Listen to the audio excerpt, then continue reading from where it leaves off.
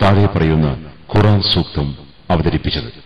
اليوم يئس الذين كفروا من دينكم فلا تخشوهم واخشون اليوم أكملت لكم دينكم وأتممت عليكم نعمتي ورضيت لكم الإسلام دينا فمن اضطر في مخمصة غير متجانف لإثم فإن الله غفور رحيم يسألونك ماذا أحل لهم قل أحل لكم الطيبات وما علمتم. ഇതേ ദിവസം നിങ്ങൾക്ക് ഞാൻ നിങ്ങളുടെ ദീൻ സമ്പൂർണ്ണമാക്കി തരികയും നിങ്ങളുടെ മേൽ എന്റെ അനുഗ്രഹം പൂർത്തീകരിക്കുകയും ചെയ്തു. ഇസ്ലാമിനെ ദീനായി നിങ്ങൾക്ക് ഞാൻ തൃപ്തിപ്പെടുകയും ചെയ്തു. ഇത് അറഫയിലെ മസ്ജിദ് നമീറ. ഇതിന്റെ മുമ്പിലുള്ള അല്പഭാഗം അറഫയ്ക്ക് പുറത്താണ്. അവിടെ നിന്നാൽ ഹജ്ജ് സ്വീകാര്യമാവുകയില്ല. മാർഗനിർദ്ദേശത്തിന് ധാരാളം പോലീസുകാരും NCC സ്കൗട്ട്സും അവിടെ ജാഗരൂകരായി പ്രവർത്തിക്കുന്നു.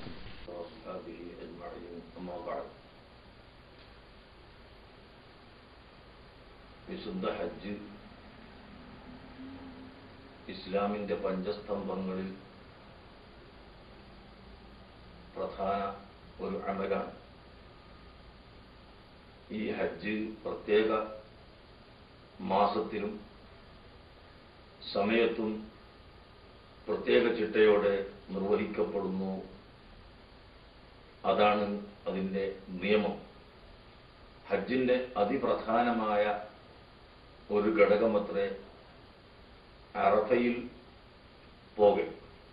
അൽ ഹജ്ജു അറഫ എന്ന് നബി സല്ലല്ലാഹു അലൈഹി വസല്ലം പറഞ്ഞതിന്റെ തത്വം, അറഫ നഷ്ടപ്പെട്ടു പോയാൽ ഹജ്ജ് സാധ്യമല്ല എന്നാണ് അതിന്റെ ചുരുക്ക സാരം. അറഫ എന്നത് ഒരു ഭൂമിയുടെ പേരാണ്. അതിന് 4 ഭാഗത്തും അതിർത്തികൾക്കുണ്ട്. നബി സല്ലല്ലാഹു അലൈഹി വസല്ലം ആ അറഫയിൽപ്പെട്ട ഒരു സ്ഥലത്ത് നിൽക്കുകയും ആ സ്ഥലം മാത്രമല്ല അറഫ മുഴുക്കെ ഹാജിമാർക്ക് നിൽക്കാൻ അർഹതപ്പെട്ടതാണെന്ന് വ്യക്തമാക്കുകയും ചെയ്തു. വഖഫ്തു ഹാഹുന വൽ അറഫത്തു കുല്ലുഹാ മൗഖിഫ്. ഞാൻ ഇവിടെ നിന്നു, പക്ഷേ ഈ സ്ഥലം മാത്രമല്ല അറഫയുടെ പരിധിക്കുള്ളിൽ എവിടെയും ഹാജിമാർക്ക് നിൽക്കാവുന്നതാണ് എന്ന് പഠിപ്പിക്കുന്നു. അങ്ങനെ ദുൽഹജ്ജ് മാസത്തിൽ നിന്ന് 9ാമത്തെ ദിവസം സൂര്യൻ മധ്യത്തിൽ നിന്ന് തെറ്റിയ ഉച്ച സമയം മുതൽ അസ്തമാനം വരെ നിൽക്കുന്ന അറഫയിലുണ്ടാകുന്ന ഈ പ്രവർത്തനം ഹജ്ജിന്റെ അതിപ്രധാനമായ ഘടകമാണ്. അറഫ എന്ന ഭൂമിയിൽ മറ്റേതെങ്കിലും ഒരു ദിവസം പോയി നിന്നതുകൊണ്ട് ഈ പുണ്യം ലഭിക്കുകയില്ല. അറഫയിൽ നിൽക്കുന്നതിന് പകരം അന്നത്തെ ദിവസം മറ്റെവിടെയെങ്കിലും പോയി ഒരു ഹാജി ഇരിക്കുകയോ നിൽക്കുകയോ ചെയ്താൽ അവന് ഹജ്ജ് ലഭിക്കുന്നതും അല്ല. അത്രയും കണിശമായി അറഫയുടെ പരിധിയിൽ തന്നെ ഹാജി ഉണ്ടാവണമെന്ന് ഇസ്ലാം നിർദ്ദേശിക്കുന്നു. അല്ലാഹു സുബ്ഹാനഹു വ തആല അവന്റെ അതിഥികളായ ഹാജിമാർ അറഫയിൽ ഒരുമിച്ച് കൂടുന്നതോടെ അവരുടെ സർവ്വ പാപങ്ങളും പുറത്തു കൊടുക്കുമെന്ന് അഷ്റഫുൽ ഖൽഖ് സല്ലല്ലാഹു അലൈഹി വസല്ലം നമുക്ക് അറിവ് നൽകിയിട്ടുണ്ട്. ഒരേ ലക്ഷ്യം, ഈ ലക്ഷ്യത്തിൽ ഒരുമിച്ച് കൂടി അവരുടെ സൃഷ്ടാവായ അള്ളാഹുവിലേക്ക് അടുക്കുന്നു. ഇതിൽ നിന്ന് സമത്വത്തിന്റെയും സമാധാനത്തിന്റെയും ഐക്യത്തിന്റെയും സഹിഷ്ണുതയുടെയും ഏറ്റവും വലിയ പാഠമാണ് അല്ലാഹു സുബ്ഹാനഹു വ തആല നമുക്ക് നൽകിയിട്ടുള്ളത്. അപ്പോൾ അറഫയിൽ വെച്ച് നബി സല്ലല്ലാഹു അലൈഹി വസല്ലം തങ്ങൾ ചെയ്ത അതിഗംഭീരമായ പ്രസംഗം ലോക ചരിത്രത്തിൽ തങ്കലിപികളാൽ എഴുതപ്പെട്ട ഒന്നാണ്. ഖിയാമത്ത് നാൾ വരെ ഈ ലോകത്ത് സംഭവിക്കാനിരിക്കുന്ന മുഴുവൻ കാര്യങ്ങളിലേക്കും ആ പ്രസംഗത്തിൽ നബി സല്ലല്ലാഹു അലൈഹി വസല്ലം തങ്ങൾ വിരൽ ചൂണ്ടിയിട്ടുണ്ടായിരുന്നു.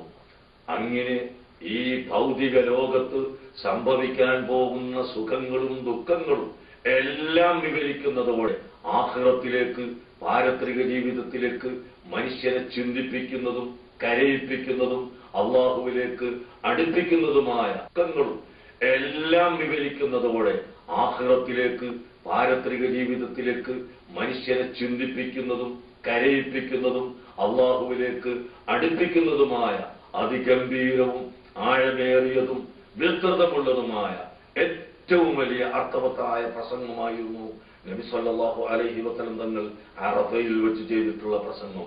അതിനോട് തുല്യമായ മറ്റൊരു പ്രസംഗം ലോകത്ത് മറ്റാർക്കും ചെയ്യാൻ ഇതുവരെ സാധിച്ചിട്ടില്ല, സാധിക്കുകയുമില്ല.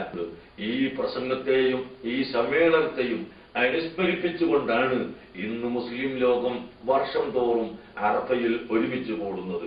ആ സമയത്ത് നബി സല്ലല്ലാഹു അലൈഹി വസല്ലം തങ്ങളുടെ മഹത്തായ ആ പ്രസംഗത്തിലേക്ക് നാം തിരിഞ്ഞു നോക്കുകയും അവിടുത്തെ മാതൃകാപരമായ ജീവിതത്തിലേക്ക് നാം ചിന്തിക്കുകയും അങ്ങനെ അവിടുത്തെ മാതൃക പരിപൂർണമായി പിൻപറ്റാനും നബി സല്ലല്ലാഹു അലൈഹി വസല്ലമയോടുള്ള മഹബ്ബത്ത് നിലനിർത്തി ജീവിക്കാനും നാം പരിശ്രമിക്കേണ്ടിയിരിക്കുന്നു.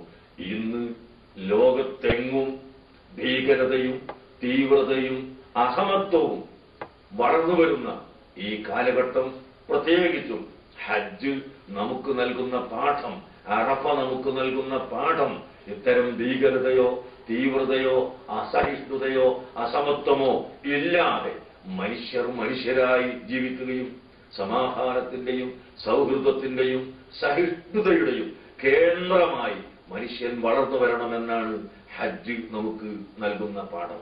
ഈ പാഠം ജനങ്ങൾ ഉൾക്കൊള്ളണമെന്ന് ഉപദേശിച്ചുകൊണ്ട് പരിശുദ്ധ അറഫയിൽ ഒരുമിച്ച് കൂടാനും അതിൽ നിന്ന് പാഠം ഉൾക്കൊണ്ട് ഈമാനിക ആവേശം വർദ്ധിപ്പിക്കാനും അള്ളാഹുവിന്റെ മാർഗത്തിൽ പ്രവർത്തിക്കാനും സമയം ചെലവഴിക്കാനും സർവശക്തനായ അള്ളാഹു അനുഗ്രഹിക്കുമാറാകട്ടെ. അസ്സലാമു അലൈക്കും വറഹ്മത്തുള്ളാഹി വബറകാതുഹു.